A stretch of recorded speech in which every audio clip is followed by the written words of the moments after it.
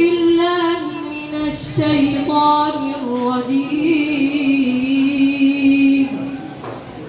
بسم الله الرحمن الرحيم قل هو الله أحد الله الصمد لم يلد ولم يولد ولم يكن له كفوا أحد صدق الله العظيم সমাজের জীবন জীবিকার সুযোগ পাবে আগে অনেক বেশি। মাননীয় মডারেটর, যে কোনো দেশের শিক্ষা কার্যক্রমের মৌলিক উদ্দেশ্য থাকে মূলত ব্যক্তির মানবিক গুণাবলীর সুষ্ঠু বিকাশ, যার মধ্য দেশের সমাজ ও রাষ্ট্র গঠনে প্রত্যক্ষ ভূমিকা রাখতে পারে। তবে এবারে শিক্ষাক্রম উন্নয়নের সর্বজন প্রতি সম্পূর্ণ ভিত্তিতে পড়াশোনা পরীক্ষা পাচ্ছে ঠিকই, তবে সেটি গতানুগতিক ধারাই নয়, ধারাবাহিক মূল্যায়নের মাধ্যমে তা নির্ণয় করা হবে। আর পড়াশোনার অধিকারে প্রচলিত যুগ বন্ধ করে পরিবর্তে আসছে যোগ্যতা ভিত্তিক মূল্যায়নের নতুন নীতি, যাতে একজন শিক্ষার্থী দক্ষ এবং মানবিক মানুষ হয়ে ওঠার। পুরাতন কারিকুলাম হচ্ছে নতুন কারিকুলাম মেধা বিকাশে অধিক বেশি কার্যকরী। এই বিষয়ের পক্ষে আমাদের দ্বিতীয় প্রতিযোগী তার যুক্তি পর্ব নিয়ে আসবেন মোহাম্মদ লাবিব।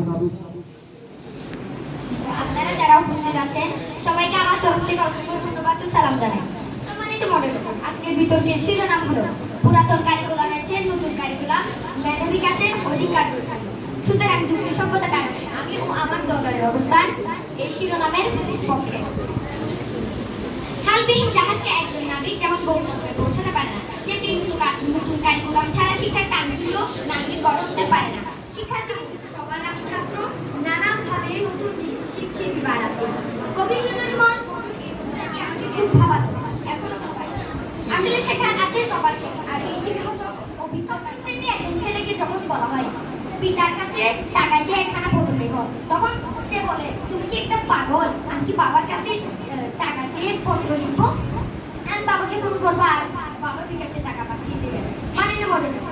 তাহলে বলুন তো, এই চতুর্থ জেনারেশনের যুগে শিক্ষার্থীদের এই ধরনের শিক্ষা দেওয়া হবে, তারা কি বিশ্বের সঙ্গে টিকে থাকতে পারবে? সঙ্গে টিকে থাকার জন্য এই কাজটা বদলে আছে জীবন ও জীবিকা, তাই জীবন পরিচালনার ক্ষেত্রে ব্যাপকভাবে পরিবর্তন আসে। এখন থেকে শিক্ষার্থী তার পরিবারের বাজেট তৈরি করতে, সঞ্চয় করা শিখবে, এমনকি আর্থিকভাবে পরিবারকে সহযোগিতা করতে পারবে। মাননীয় মডারেটর, সুকুমার রায়ের জীবন হিসাব কবিতার একটি উদাহরণ দিন। বাবু মশাই মাঝিকে অনেক জ্ঞানের কথা বলেছিল, মাঝি কিছুই উত্তর দিতে পারে। যখন বাবু বলেছিল তোর জীবনের 12 আনা এনেছে, ঠিক সেই সময় নদীতে ঝড় উঠল। তখন মাঝি বাবুকে জিজ্ঞাসা করল সাঁতার জানেন? বাবু বললেন না। তখন মাঝি বললেন বেঁচে থাকলে আমার কথা হিসাব করো, তোমার জীবনে 16 আনাই বেঁচে। এটা হলো আমাদের আগে। মাননীয় মডারেটর, পরিবারের সব সন্তান সমান নয়, কিন্তু পরিবার আমাদের শেখায় পারস্পরিক সহযোগিতা, এটা আন্তরিক করে। বিদ্যালয়ে তেমনি শিক্ষার্থী দুর্বল শিক্ষার্থীকে সবল করতে দলীয় কাজের মাধ্যমে বড় কিছু করা যায়। সর্বপ্রথম মাননীয় মডারেটরকে ধন্যবাদ জানাচ্ছি আমাকে কথা বলার সুযোগ প্রদানের জন্য। মাননীয় মডারেটর, গোটা বিশ্ব যখন আধুনিকতার ছোঁয়ায় উন্নতির চরম শিখরে পৌঁছে যাচ্ছে, তখন আমরা কেন পিছিয়ে আছি? মাননীয় মডারেটর, একজন উচ্চশিক্ষায় শিক্ষিত মানুষ যদি হারাম পথে টাকা উপার্জন করে, তাহলে তার শিক্ষার কোনো দাম নেই। তাই বাংলাদেশ সরকার এমন এক শিক্ষা কার্যক্রম, এই শিক্ষা কার্যক্রমে ছাত্রদের জোর করে কোনো পড়ালেখা করানো হয় না, বরং ছাত্রদেরকে অনেক আনন্দ সহকারে পড়ালেখা করানো হয়, যাতে ছাত্ররা মাননীয় মডারেটর মাঝিহীন নৌকা যেমন নদী পার হতে পারে না, তেমনই নতুন শিক্ষা কারিকুলাম ছাড়া ছাত্ররা একটি জাতি কখনো আমি আরো ধন্যবাদ জানাচ্ছি আজকের বিতর্ক প্রতিযোগিতার সম্মানিত সঞ্চালক জনাব আমির হোসেন ফাঁসি। আজকে আমাদের বিতর্ক প্রতিযোগিতার টপিক হলো পুরাতন কারিকুলামের চেয়ে নতুন কারিকুলাম অনেক মেধা বিকাশে অনেক বেশি কাজ করে। আমি এই কথাটির সাথে সম্পূর্ণ একমত। জাতীয় শিক্ষাক্রম এমন একটি পাঠ্যক্রম যা বিদ্যালয়গুলোতে শিক্ষার বিষয়বস্তু এবং মান নিশ্চিত করার জন্য নতুন কারিকুলাম পুরাতন কারিকুলামের তুলনায় উন্নত এবং মেধা বিকাশের অধিক কার্যকরী। সম্মত এবং যুক্তিগত কারণে আমি এবং আমার দলের বর্তমান কারিকুলাম সরল সহযোগিতামূলক, সেখানে প্রথম বা দ্বিতীয় হওয়ার কোনো চাপ নেই। ওই যে কথায় আছে না, আমরা সবাই রাজা, আমাদেরই রাজার রাজা। মাননীয় মডারেটর, আজকে আমাদের মাদ্রাসা যে বিতর্ক প্রতিযোগিতার আয়োজন করেছে সেটিও নতুন কারিকুলামের সপ্তম শ্রেণীর মোহাম্মদ সাফওয়ান। পুরাতন কারিকুলামের চেয়ে নতুন কারিকুলাম অধিক কার্যকরী, এই কথার সাথে আমি একমত হতে পারলাম না। নতুন শিক্ষা নিয়ে আলোচনা হচ্ছে, অনেকে সরাসরি বলছে, অনেকে আকার ইঙ্গিত করে বলছে। সমস্যা আছে একজন খেলোয়াড়কে ফাঁকা মাঠে ছেড়ে দিলে করার জন্য সঠিক নিয়ম অনুযায়ী উদ্ভব দেখে মনে হচ্ছে মাঠ প্রস্তুত না করে বল হাতে খেলোয়াড়দেরকে ফলে খেলোয়াড় নবশিক্ষার্থীরা হতাশ। নতুন কারিকুলাম দেখে মনে হয় আমরা যেন এক ইউটোপিয়ান জগতের বাসিন্দা, বাস্তবের সঙ্গে পরিকল্পনার কোনো মিল নেই। এক লাফে গাছের মঙ্গালে ওঠার চিন্তা করা মানে হলো পা ভেঙে পঙ্গু হয়ে শয্যাশায়ী হওয়ার পর বেছে নেওয়া। নতুন কারিকুলাম যেন তেমনই বিষয় পুরাতন কারিকুলামের চেয়ে কারিকুলাম মেধা বিকাশে অধিক কার্যকরী এই কথার সাথে আমি একমত। 30 পৃষ্ঠায় একাধিকবার দাড়ি চাচা ও শেভ করার কথা একাধিকবার বলা হয়েছে, আর বলা হয়েছে যারা দাড়ি চাচে না তারা নাকি বোকা। যে বই বলা হয়েছে যারা দাড়ি চাচে না তারা বোকা, মনে করেন সে বই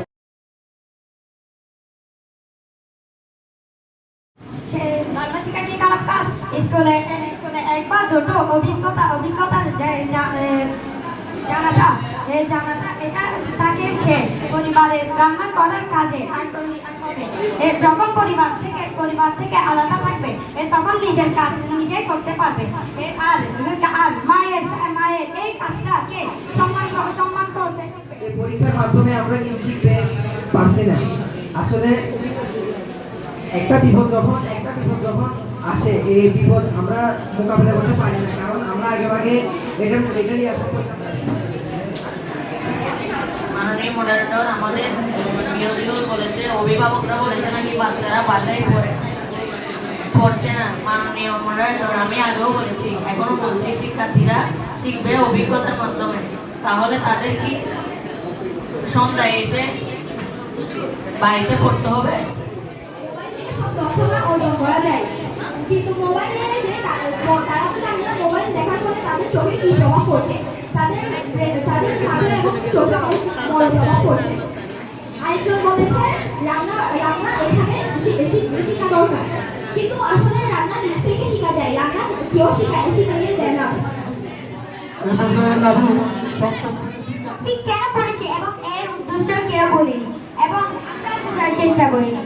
তাহলে মাননীয় মডারেটর আমরা কিভাবে সৃজনশীলের মাধ্যমে দক্ষতা অর্জন করতে পারি? যা কখনো সম্ভব না, নিজে কখনো রান্না শেখা যায় না। নিজে যদি কেউ রান্না শিখতে যায় সে দিবে চিনি জায়গায় লবণ আর লবণের জায়গায় চিনি, যাতে নষ্ট হবে। বলেছে যে নাচ গান আমাদের সংস্কৃতির সাথে মিল রয়েছে।